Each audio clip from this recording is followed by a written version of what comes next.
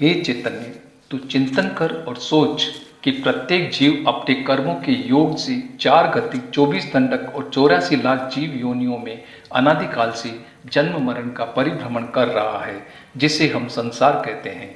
जिस संसार को तू रंगीन और हसीन मान रहा है, वह तो मात्र दुखों का महासागर है, क्योंकि जीव विपरीत माध्यम से सुख प्राप्ति का प्रयास करता है, पर उसे मिलता दुख ही है।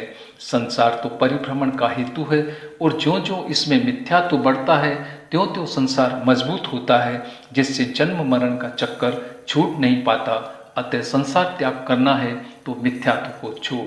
हे सुविज्ञ साधक, अनित्य भावना में संयोग की क्षण भंगुरता, ऐशरण भावना में संयोग की ऐशरणता तथा संसार भावना में इन्हीं संयोग की निरर्थकता अभिप्रेत है। यदि तुझे भव भ्रमण से बचना है तो संयोगाधीन दृष्टि का त्याग करना ही होगा, क्योंकि इस संसार में चारों ओर से विपत्ति की ज्वालाएं निकल रही है, दुखों की आग से धधक रहा है, जिससे शांति के लिए कोई भी स्थान नहीं है।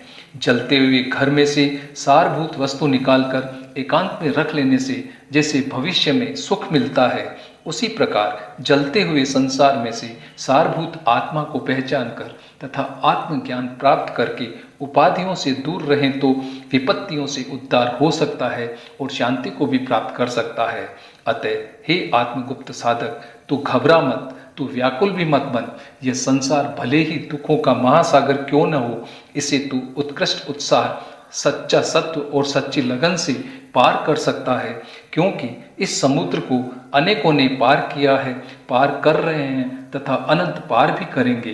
तेरा दुख तो अव्याभाग सुख में परिवर्तित हो सकता है, अगर तू सुव्रतों में समित होकर विचरण करे, स्वभाव की महिमा को समझकर विभाव से स्वभाव में परिणित करे। इसी से तू शांति रूप निर्वाण पद की प्राप्ति भी कर सकता है। अतः हे विज्ञ, अपने स्वभाव का मंगलाचरण करके देख, इसी से तेरे संसार की परिभ्रमण तेरे भूतकाल का विषय बन जाएगा तथा सिद्धत्व तेरा वर्तमान। अतः संसार भावना का चिंतन कर और देख।